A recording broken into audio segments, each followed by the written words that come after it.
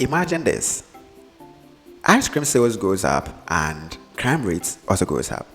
What we are saying is that when the sale of ice cream increases, crime rates also increases.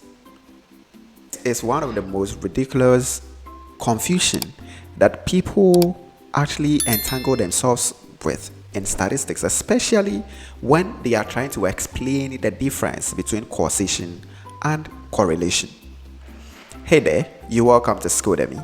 My name is Philemon, and in this video we are going to demystify the key differences between correlation and causation. If this is your first time, do not forget to like, share, subscribe to our page for more subsequent and more educative content on data analytics. Let's look at correlation first. Okay, now correlation establishes a relationship between two or more variables. So correlation tells us if a relationship exists between two or more variables. So when you run the analysis and you realize that both variables, when one increases, the other one increases along, or when one decreases, the other one decreases along, we say it is a positive relationship. Okay, but when you run the analysis and you realize that when one increases, the other decreases, or when one decreases, the other increases, that becomes an inverse relationship, which is the same as a negative relationship. Then we have the last one, that when you run the analysis, you will not see any apparent pattern in any of them. So you establish that there's no correlation or there's no relationship that exists. Now, correlation does not mean causation. Let's look at what causation is. Now, causation means that one variable directly affects the other. So causation tells us that a change in X influences a change in Y. So it tells us that when we change X, it causes Y to also change. Now, what we need to understand is that causation tells us that one variable affects the other, and that is when we establish what we call the cause and effect relationship. So correlation tells us that there is a relationship between two or more variables, but correlation does not tell us that one variable or any of those variables influences the other. Now, the core distinction, like I've already said, is that just because two variables are correlated does not necessarily mean that one is causing the other. For instance, let's say you stay in the same house with your neighbor, okay? And now at 12 o'clock, you move out to go and buy food. When you move out, your neighbor also moves. So you realize a pattern that anytime you move out, your neighbor also moves out. We cannot just by looking at that conclude that it is your movement out of your room that causes your neighbor to also move. It's just that there is a relationship between your movements, or there is a correlation between your movements and your neighbor's movements. It's just because there is that kind of correlation or there is that kind of relationship does not mean that it is your movement that is causing your neighbor to also move. So correlation does not equal to causation. And there are some few things I would like you to take notice of that we can see that correlation does not automatically cause anything, or it does not mean that it is causation. The first thing we will have to look at is what we call a confounding variable or a confounding factor. Now, the first instance that we looked at, the sale of ice cream increases, crime rate also increases. That was our first assumption. There could be a confounding variable, which is a third variable. So the confounding variable can affect both the dependent and the independent variable. So that is one. So if we are saying that the sale of ice cream increases and crime rate also increases, there could be a third confounding variable that could be as a result of the weather. So when the temperature is high, people buy more ice cream. When the temperature is high, crime rate increases.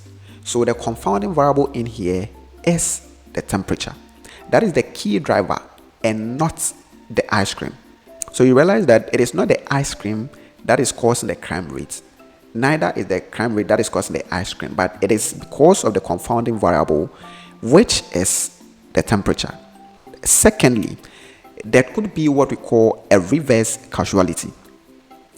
Now, a reverse causality is when you think that it is X that is causing Y, but in actual sense, it is Y that is actually causing X.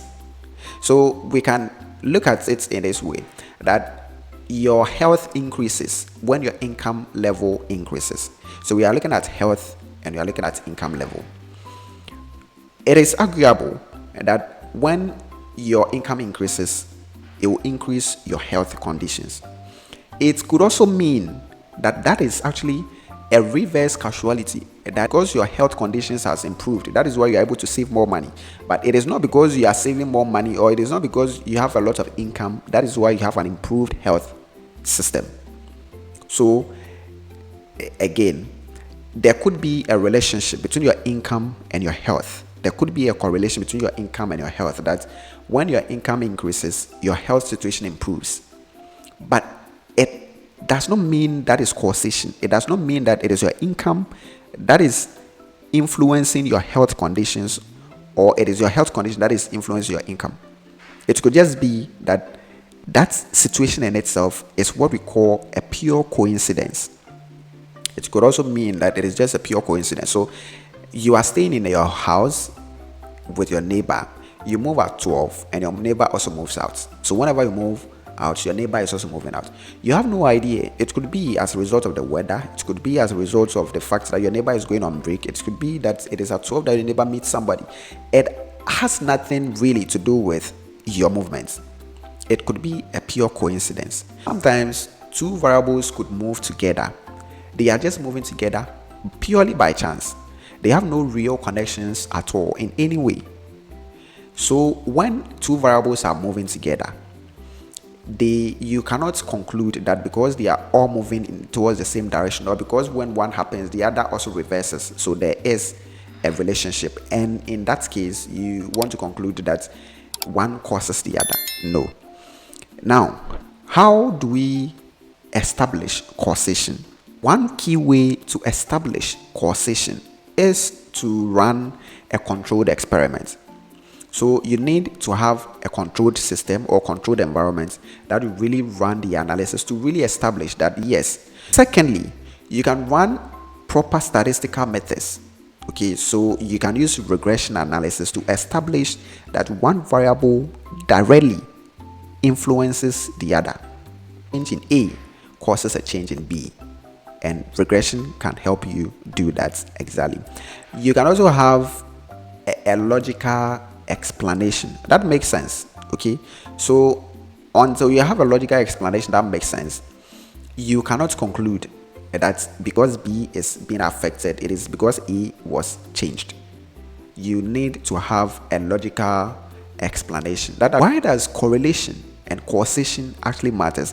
And it matters because if we confuse correlation with causation, a lot of damages are going to be done. For instance, businesses would end up making poor decisions. Okay, businesses are going to make poor decisions based on their unfounded or assumptions. So if you confuse correlation with causation, something that does not necessarily affect the other, you still end up making it a big deal. For instance, when we say that whenever there is traffic, pure water sellers sell more. So we say that traffic increases the sale of pure water. Or if you say that you are going to increase production, your pure water production in traffic prone areas, because when there's traffic, there's a lot of sale that goes on, you would end up making a poor business decision, because it could be as a result of the weather. So it is because the weather is hot, that is why people are buying more water. It is not because people are stuck in traffic. So when you confuse correlation with causation, you are going to end up making poor business decisions. And also, governments can design ineffective policies.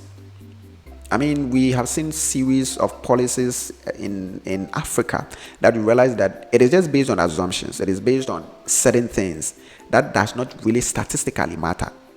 And at the end of the day, these policies becomes ineffective and they fail.